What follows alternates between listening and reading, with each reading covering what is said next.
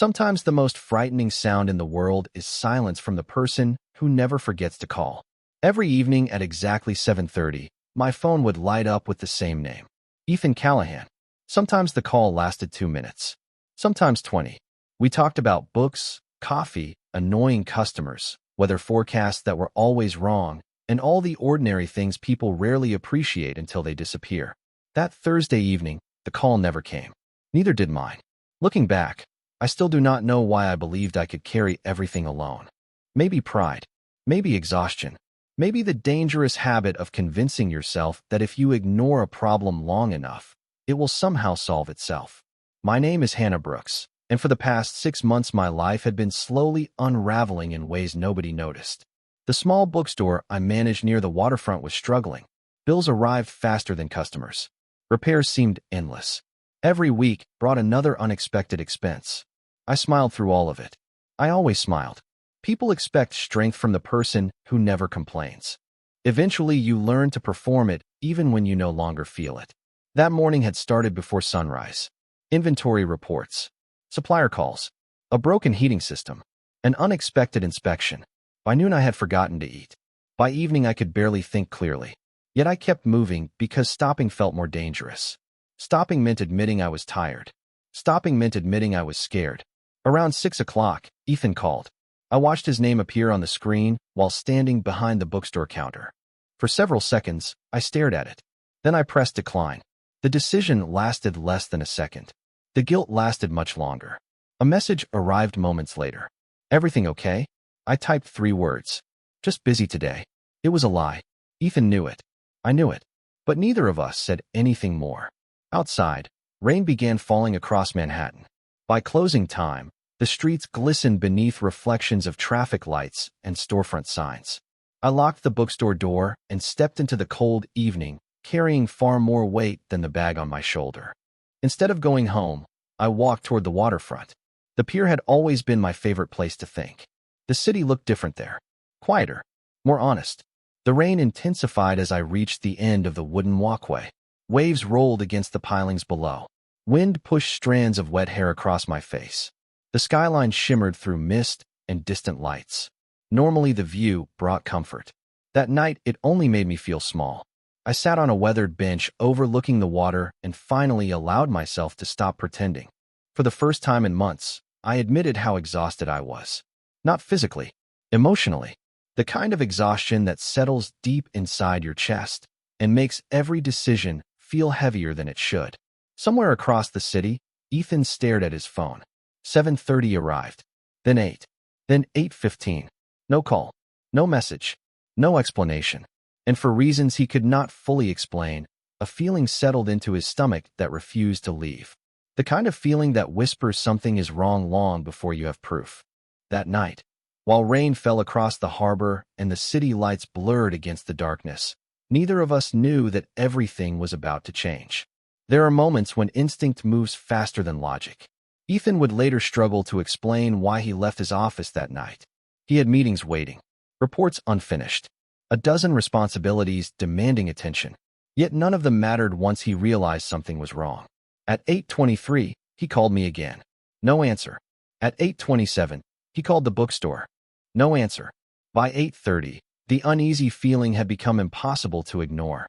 Rain streaked across the windows of his downtown office as he grabbed his coat and headed for the elevator. Most people would have told themselves they were overreacting. Ethan had learned long ago that the worst mistakes often began with ignoring a warning sign. Meanwhile, I remained on the bench at the end of the pier. The rain soaked through my jacket. The cold settled into my hands. I watched the dark water rise and fall beneath the lights of the harbor and wondered when I had become so tired. Not the kind of tired a good night's sleep could fix. The kind that comes from carrying too much for too long. My phone buzzed again inside my bag. I knew who it was before I looked. Ethan. I stared at the screen until it stopped ringing. Then another message appeared. Hannah, answer me. The concern in those 3 words made my chest tighten. I wanted to respond. I wanted to tell him everything was fine. But everything was not fine. And I no longer had the energy to pretend otherwise. Across the city, Ethan drove through sheets of rain while mentally retracing my routines. Home, the bookstore, the coffee shop I visited every Tuesday. the small park near the waterfront. Then one memory surfaced. Months earlier, I had told him the pier was where I went whenever life became overwhelming. Ethan tightened his grip on the steering wheel. 20 minutes later, he pulled into a nearly empty parking lot overlooking the harbor. Wind pushed rain sideways across the pavement. The pier stretched into the darkness ahead. His pulse quickened. The farther he walked, the worse the feeling became. Then he saw me, alone beneath the storm, sitting motionless on the weathered bench at the very end of the pier. Relief hit him first, then concern. I looked smaller than he remembered, exhausted, drenched by the rain, lost in thoughts that seemed far away from the world around me. He crossed the remaining distance quickly. Hannah. I looked up. For a second, I genuinely thought I was imagining him. Water dripped from his coat as he stopped in front of me. His expression was unlike anything I had ever seen. Not anger, not frustration. Fear. Real fear. He knelt slightly to meet my eyes. Why did you not answer your phone? I tried to smile. The attempt failed immediately. Ethan exhaled sharply and shook his head. Then came the question that seemed pulled from somewhere deep inside him. Why did you not call me? The words broke something open in my chest. Not because he sounded angry, because he sounded hurt, as though my silence had frightened him more than he wanted to admit. Rain continued falling around us. Waves rolled quietly below the pier. For several seconds, neither of us spoke.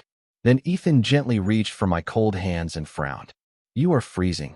His voice softened. Come on. I looked away. I am okay. He did not argue. He simply held my gaze. No, he said quietly. You are not. And tonight, you do not have to pretend you are. Sometimes the strongest people are the ones who finally allow themselves to fall apart in front of someone they trust. I do not remember leaving the pier. I remember Ethan's coat around my shoulders.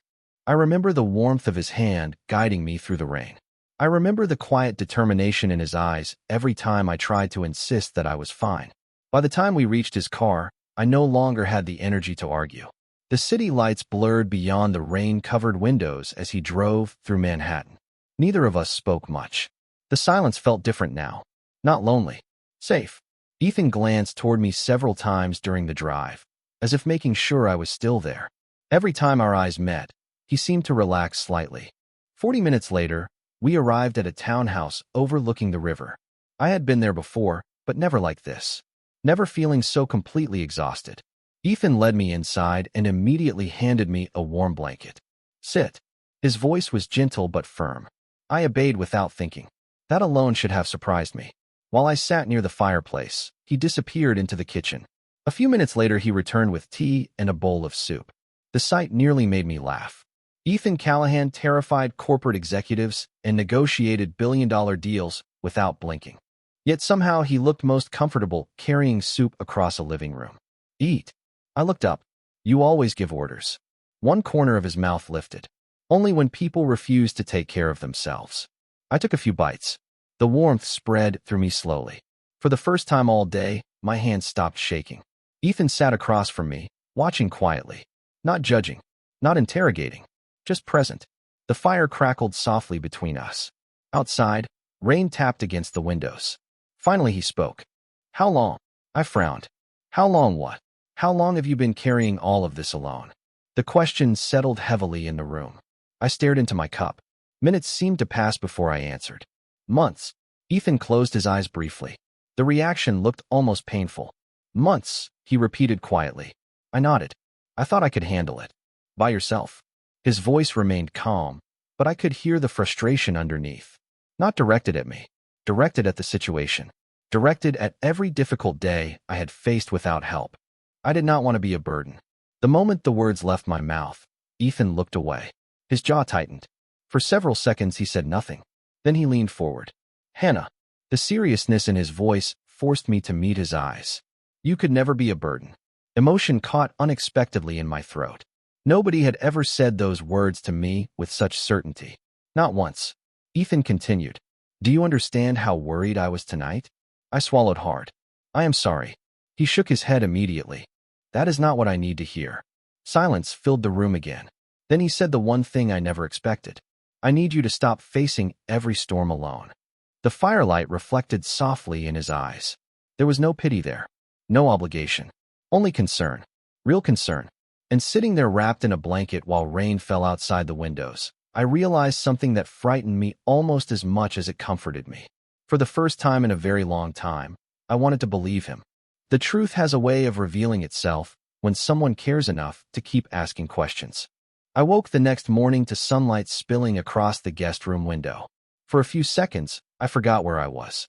Then the events of the previous night returned all at once. The rain, the pier, Ethan's voice asking why I had not called him. A strange mixture of embarrassment and gratitude settled over me. I changed into the clothes someone had thoughtfully placed outside the room and followed the smell of coffee downstairs. Ethan was already in the kitchen. He stood near the counter reading something on a tablet while a pot of coffee brewed nearby. The sight felt surprisingly normal. Safe. He looked up when he heard my footsteps. Relief crossed his face so quickly that he probably did not realize I noticed it. Good morning. His voice sounded calmer than it had the night before. Morning. For a moment, neither of us mentioned the pier. Neither of us mentioned the conversation beside the fireplace.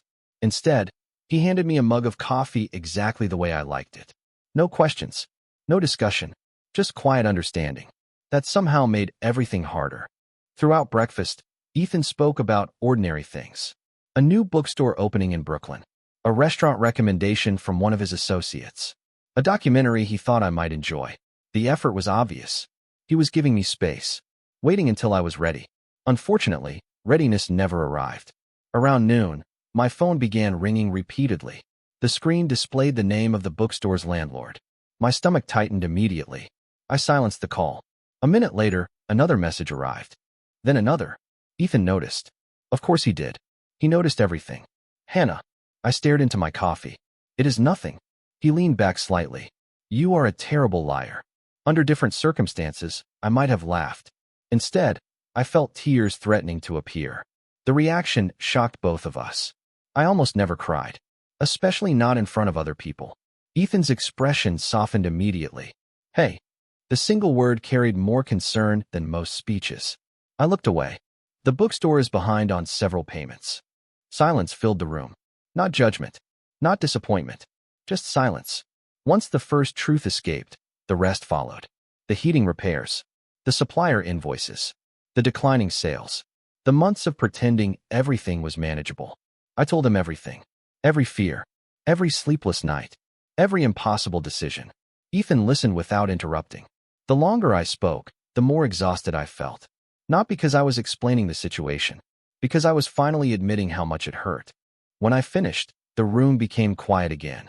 Ethan sat motionless for several seconds. Then he asked a question that caught me completely off guard. Why did you not tell me? I laughed weakly. Because I did not want you to fix it. He nodded slowly. Fair. Another pause followed. Then he added, but you could have told me anyway.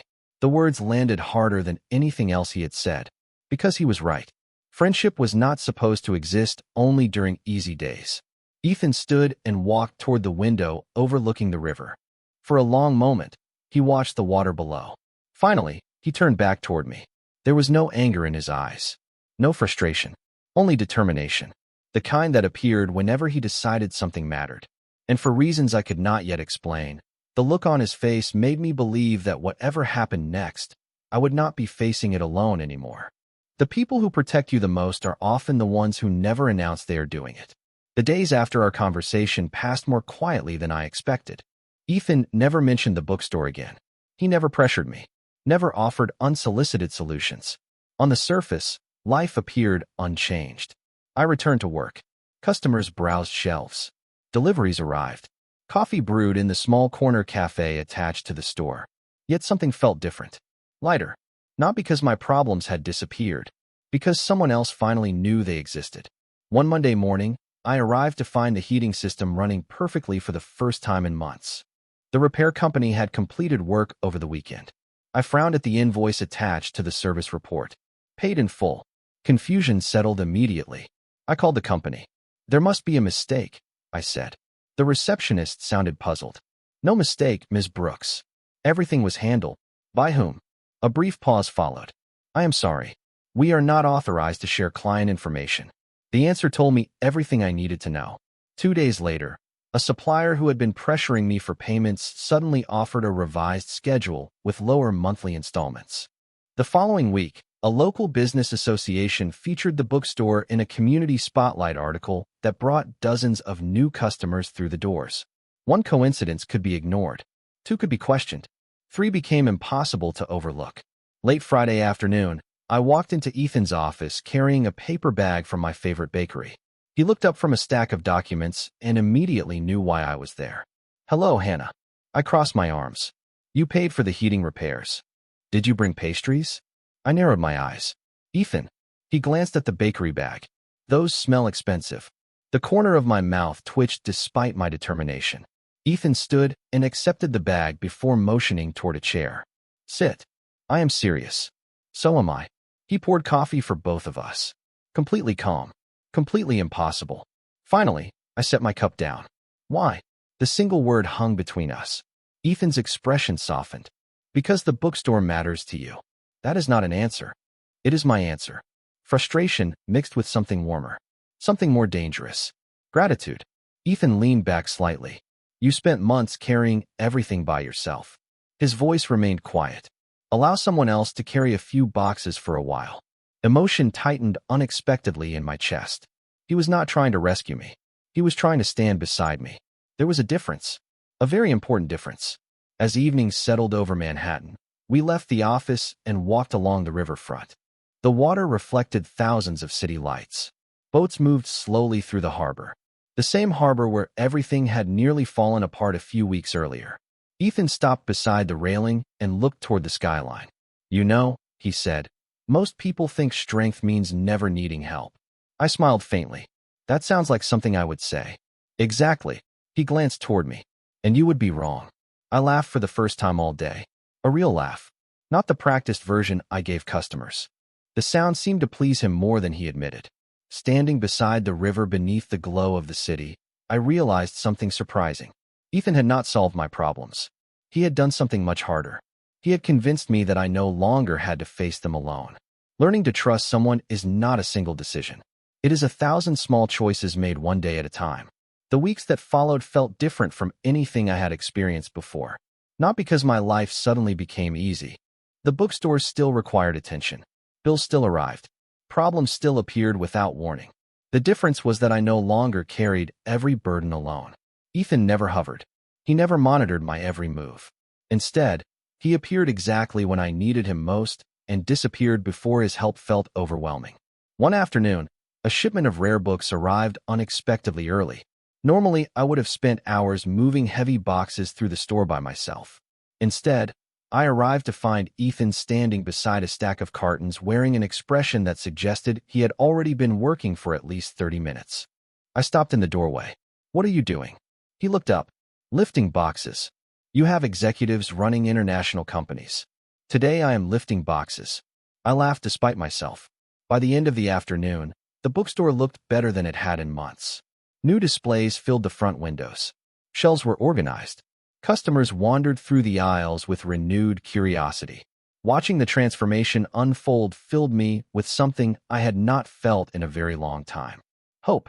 That evening, we closed the store together. The last customer waved goodbye as Ethan locked the front door behind her. Warm light spilled across the wooden floors. Outside, Manhattan moved through another busy evening. Inside, everything felt peaceful. We sat in the cafe corner drinking coffee while soft music played overhead. For a while, neither of us spoke. The silence felt comfortable now. Familiar. Finally, Ethan glanced toward me. "You smiled more today." I looked down at my cup. "Did I?" "Yes." His answer came immediately. I noticed. Something about that simple statement affected me more than it should have. Because it meant he paid attention. Not to grand gestures. Not to dramatic moments. To the small things. The important things. A few days later, I received news that would once have sent me into panic. A major supplier planned to discontinue several product lines that accounted for a large portion of bookstore revenue. The email arrived just after lunch. 6 months earlier, I would have stared at the screen alone while imagining every possible disaster. This time, I picked up my phone. My thumb hovered briefly over Ethan's name. Then I called. He answered before the second ring. "Hannah." Hearing his voice instantly eased some of the tension in my chest. "I need advice." A pause followed. Then something warm entered his tone. "Good." I blinked. "Good." You called. The words stayed with me long after the conversation ended, because he understood exactly how difficult that small action had been. Later that night, we walked along the riverfront beneath a sky filled with stars and city lights. Boats drifted across dark water. The harbor breeze carried the scent of salt and rain. Ethan stopped beside the railing and looked toward the skyline. "Do you know what makes people strong?" he asked. I smiled faintly. "Please tell me, since apparently I have been wrong about everything." He laughed softly. Then his expression grew serious. "Strong people know when to reach for another hand." I looked at him for a long moment. Months earlier, I would have dismissed those words. Now they felt true, because somewhere between the bookstore, the pier, and all the ordinary days in between, I had finally begun learning how to lean on someone else. Some conversations change your life not because of what is said, but because of what is finally allowed to be heard. Autumn arrived quietly in New York. The air grew cooler. Leaves gathered along sidewalks. The bookstore windows reflected golden afternoons instead of summer sunlight. Business slowly improved. Customers returned. Community events filled the calendar. From the outside, everything looked better. And in many ways, it was. Yet one truth still remained untouched. Ethan knew about my financial struggles. He knew about the pressure. He knew about the exhaustion. But he did not know where it had truly begun. I had never told him. One evening after closing, we stayed inside the bookstore long after the last customer left. Rain tapped softly against the windows. A small lamp illuminated the cafe corner where we sat with coffee growing cold between us. Ethan was reading while I pretended to organize paperwork. Pretended, because my attention had not been on the papers for at least 20 minutes. Eventually, he closed the book. "Something is bothering you." I stared down at the desk. "You always know. Only when it is obvious." A faint smile touched my lips before disappearing again. Silence settled between us. The comfortable kind. The dangerous kind. The kind that makes honesty feel possible. I took a slow breath. The bookstore was never really the problem. Ethan said nothing. He simply listened, encouraging without interrupting. So I told him everything. About my father passing away 3 years earlier. About inheriting responsibilities I never expected. About promises I felt obligated to keep. About trying so hard to protect everyone around me that I forgot how to protect myself. The words came slowly at first, then faster. Years of fear and guilt unfolding one memory at a time. Ethan never looked away. He never checked his phone. Never rushed me. He simply listened. By the time I finished, tears blurred my vision. I hated crying. Ethan knew that, which was why he did not point it out. Instead, he handed me a napkin and waited. "You blame yourself," he said quietly. The statement was not a question. I looked toward the window. "Maybe I do." "For what?" My voice nearly broke. "For not being enough." The words escaped before I could stop them. The room became very still. Ethan leaned forward slightly. "Hannah." I forced myself to meet his eyes. What I found there surprised me. Not sympathy. Not pity. Conviction. Absolute conviction. "You spent years carrying responsibilities that would overwhelm most people." His voice remained calm. "You kept a business alive. You protected your employees. You honored your family." He shook his head gently. "And somehow you still think you failed." Emotion tightened painfully in my chest. Ethan continued. "You are measuring yourself against an impossible standard." No one had ever said those words to me before. Not like that. Not with such certainty. The rain continued falling outside. The bookstore remained quiet around us. Finally, I asked the question that had lived inside me for months. "Why do you care so much?" Ethan's expression softened immediately. For a moment, he looked almost surprised by the question. Then he smiled. A real smile. Small but genuine. "Because somewhere along the way," he said softly, "your happiness became important to me." The answer settled into the silence between us. Simple. Honest. Impossible to misunderstand. And sitting there beneath the warm bookstore lights while rain painted silver patterns across the glass, I realized that the safest place I had found in years was not a building, a business, or a plan. It was the person sitting across from me. Healing does not happen the day the pain ends. Healing begins the day you stop believing the pain is all you deserve. After our conversation in the bookstore, something shifted inside me. Not dramatically. Not overnight. The fears I carried for years did not suddenly disappear, but they no longer controlled every decision I made. For the first time in a very long time, I could imagine a future that looked different from survival. Winter arrived early that year. The city transformed beneath strings of lights and holiday decorations. Storefront windows glowed against the cold evenings. People hurried through crowded sidewalks carrying gifts and coffee cups. The bookstore experienced its busiest season in years. Customers filled the aisles. Community events sold out. Local schools partnered with us for reading programs. Every week seemed to bring another small victory. One afternoon, I stood behind the counter reviewing sales reports when my assistant nearly ran across the store toward me. "You need to see this."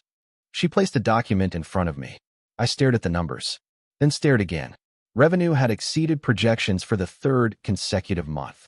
Not by a little, by enough to erase the fear that had followed me for nearly a year. Emotion caught unexpectedly in my throat. All those sleepless nights, all those moments of panic, all those days spent wondering whether everything would collapse. Suddenly, they felt farther away. That evening, I called Ethan. This time, he answered on the first ring. "Hannah." The smile in his voice was impossible to miss. "I have news. Good news. Very good news." 20 minutes later, we were walking through Bryant Park beneath thousands of holiday lights. Families skated across the ice rink. Music drifted through the cold air. The entire city seemed brighter somehow. I told him everything. The sales reports, the partnerships, the bookstore's recovery. Ethan listened with the same attention he always gave me.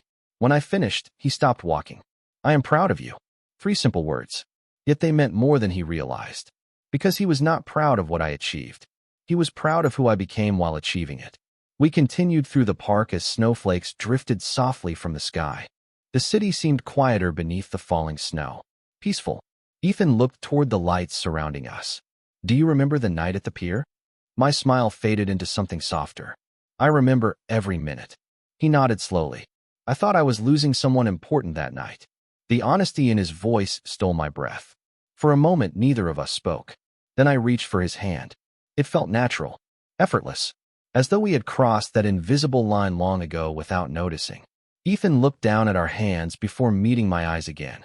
There was warmth there, relief, something deeper than either of us had been willing to name. "You did not lose me," I said quietly. Snow continued falling around us. The city lights reflected in his eyes.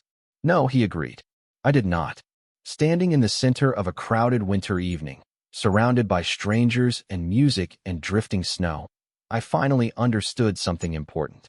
The life I thought I had lost beside that dark harbor months earlier was never truly gone. It had simply been waiting for me to stop carrying it alone. And every step forward now felt easier because someone was walking beside me. Home is a strange thing. Most people think it is a place. 4 walls, a roof, an address on a map. I used to believe that too. Then life taught me that a person can stand inside a beautiful building and still feel completely alone. A year after that night by the harbor, I finally understood the difference. Spring returned to New York with clear skies and warm afternoons. The bookstore was thriving. Reading programs filled every weekend. Local schools partnered with us regularly. The small business I once feared losing had become a gathering place for the entire community. Every shelf held stories. Every corner held memories. Most importantly, it held a future. One Saturday morning, I arrived early to prepare for a children's reading event. Sunlight poured through the front windows. The smell of fresh coffee drifted through the cafe. Everything felt peaceful, familiar. As I unlocked the front door, I noticed someone standing across the street. Ethan. He was watching the bookstore with the same quiet expression he always wore when something mattered to him. I walked outside smiling. "You know the event does not start for another hour." "I know." "Then why are you here so early?" One corner of his mouth lifted. "Habit." I laughed softly. The answer was honest. Ever since that night at the pier, Ethan had developed a habit of showing up. Not because I needed rescuing. Not because he thought I could not handle things myself. Because caring had become part of who he was. We spent the morning helping children choose books and listening to excited stories about school projects and future dreams. Watching Ethan interact with them never stopped amazing me. The powerful man who intimidated boardrooms somehow had endless patience for curious 8-year-olds. Later that evening, after the event ended and the bookstore grew quiet, Ethan asked me to take a walk. We followed the riverfront as the sun slowly disappeared behind the skyline. The water reflected shades of gold and orange. Boats moved peacefully across the harbor. Eventually, we reached the same pier where everything had changed. The same wooden walkway, the same view of the city. Yet it felt completely different now. There was no storm, no loneliness, no fear. Ethan stopped near the end of the pier and looked out across the water. "I think about this place sometimes," he said quietly. "Me too." He nodded. That night scared me. The honesty in his voice made my chest tighten. "I know." For a moment, neither of us spoke. Then he turned toward me. "Finding you here was the worst moment of my life." His eyes held mine steadily, and somehow it became the best thing that ever happened to me. Emotion rose unexpectedly in my throat. A year ago, I had believed I needed to face everything alone. A year ago, Ethan believed strength meant protecting everyone except himself. We had both been wrong. I reached for his hand. He immediately held mine. Warm, steady, certain. The city lights began appearing one by one across the skyline. Somewhere in the distance, a ferry crossed the harbor. Life continued moving forward around us.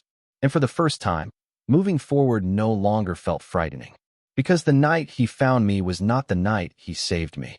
It was the night we stopped pretending we had to save ourselves alone. And standing beside him beneath the evening sky, I finally understood what home had always been. It was never a place. It was the person who refused to let go when you needed them most.